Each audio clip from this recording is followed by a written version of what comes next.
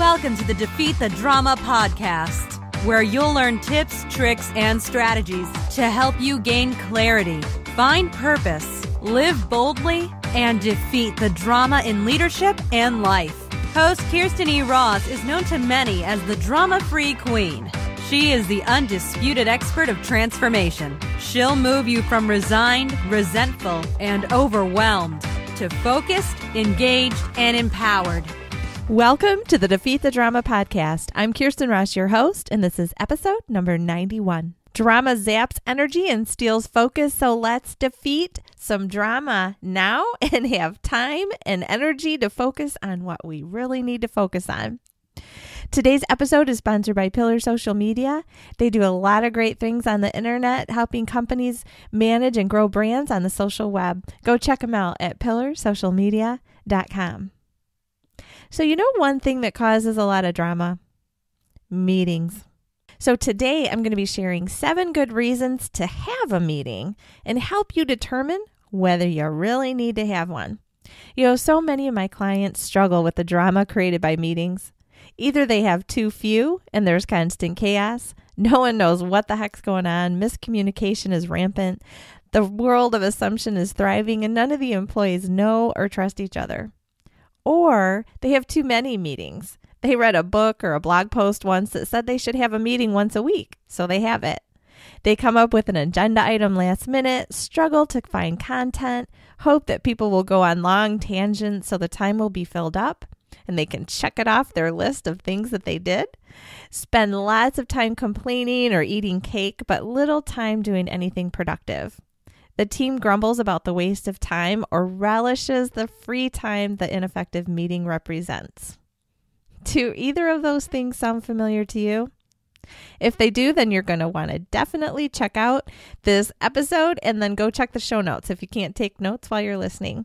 You know, the thing is, meetings are essential. You have to do them well, though, to make them worth your while. And the key to a great meeting begins with its purpose.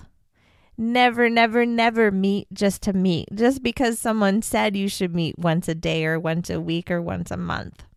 So know the purpose so you can evaluate whether or not you need to have it. Some things you are doing in a meeting now could be done more effectively another way. I'm going to hazard a guess. So here's some motivation for you. And I know I've shared this before, but I'm going to do it again. Have you ever stopped to think about how much a meeting costs you? So look around the room and estimate the hourly rate of each employee. Divide by 60 to get the rate per minute. Now multiply by the number of unproductive minutes times the people in the room. Yep, it's costing you or your employer a pretty penny to hold that meeting. And if those meetings are causing drama that extends beyond the meeting, it's really a waste of money. So, are you even more motivated to evaluate your meetings now? So first, look at the reason for the agenda item. I'm going to share a list of what I think are good reasons to meet. At times, sometimes there are better ways to do what you would otherwise do in a meeting. So it's not a 100% comprehensive list, but I think it covers a lot of the most popular reasons for meetings that I see with my clients.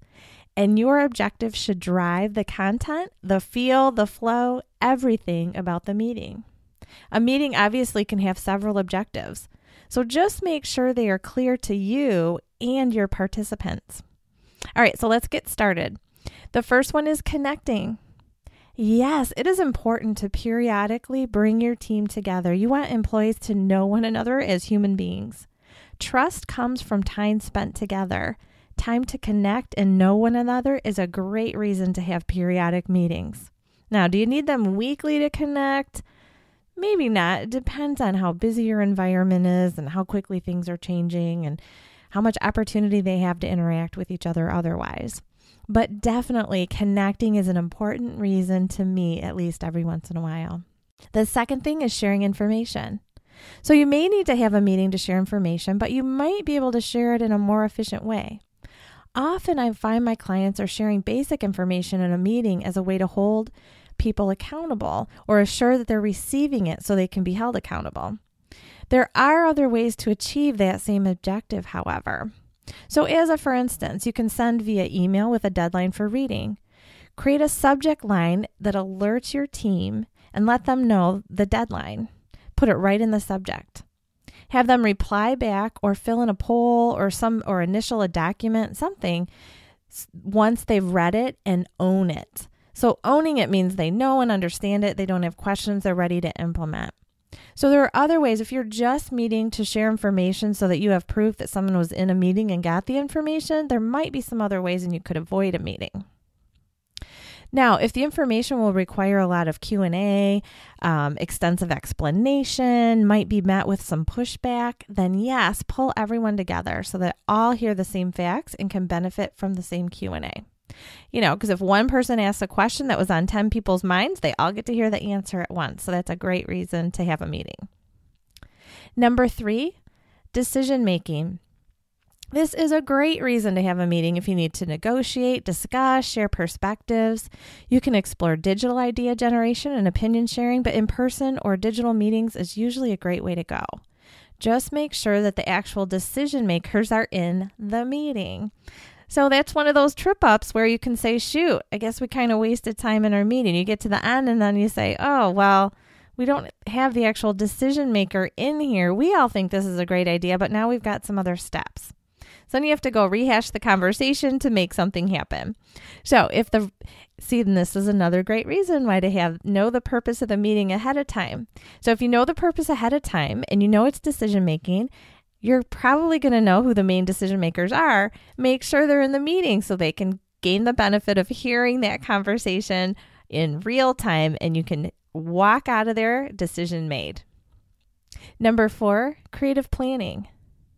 If you need input, differing perspectives, idea generation, I would call this a great way to spend time in a meeting. You get that added collective brain as people bounce ideas around.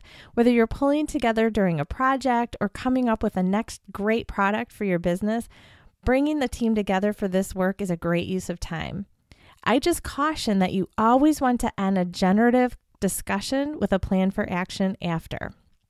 How will you assure some momentum forward? Again, too often, as I'm working with clients, their frustration is we never change anything.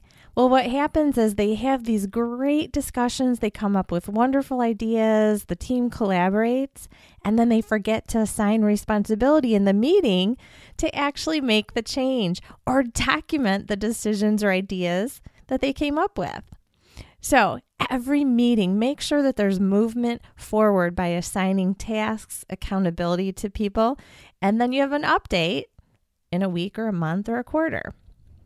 So it's fun to brainstorm, but then make sure you do something with it. Who needs to make a decision or take some action after the meeting? Make sure you know that, designate it, document it, and keep moving forward. Number 5, resolving challenges.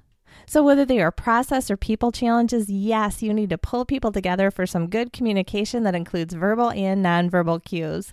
A meeting is a key way to resolve issues going on inside of your organization. And those kinds of issues cause lots of drama. So pull that team together and absolutely have that meeting. Number 6, questions. If there are indications that your team is confused, bringing everyone together is a great way for all to benefit from hearing the information together. So many will share the same question. If, as a leader, you can anticipate the questions, an FAQ emailed out or placed on your intranet might also do the trick without a meeting. But I do find that it's great, then there's no more he said, she said, or people's perceptions of what is going on. If people are confused and there's lots of the rumor mill is in full swing, bring everybody together and have that conversation. Let everyone ask their questions, get them answered, get to the root in the facts, and be done. Number 7, education. This is another great way to spend meeting time, whether it's pulling everyone together for a webinar or to have a coworker teach a new technique. Learning with your team is an important activity. Let everyone hear the information together and benefit from questions, participation, and group practice activities.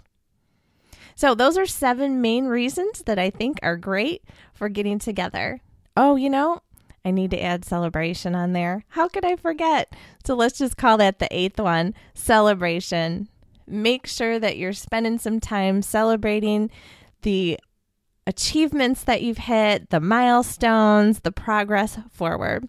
Always, and I would actually add that to every meeting. Again, as I always say, this doesn't mean champagne and party hats. It just means taking the time for some attaboys, some attagirls, some great jobs to, hey, thanks, look what we've accomplished together. All right, thanks for spending time with me today during this episode. And if I can do anything else to help you in your life or in your business, do contact me. Go to defeatthedrama.com. Click on that podcast site. You can submit a question if you'd like me to provide some customized solutions in a future episode. You can share what your current drama challenge is, or shoot me a message and just say, hey, Kirsten, contact me. We need to talk because I need some help. All right, thanks for listening. And until next time, make it a great day.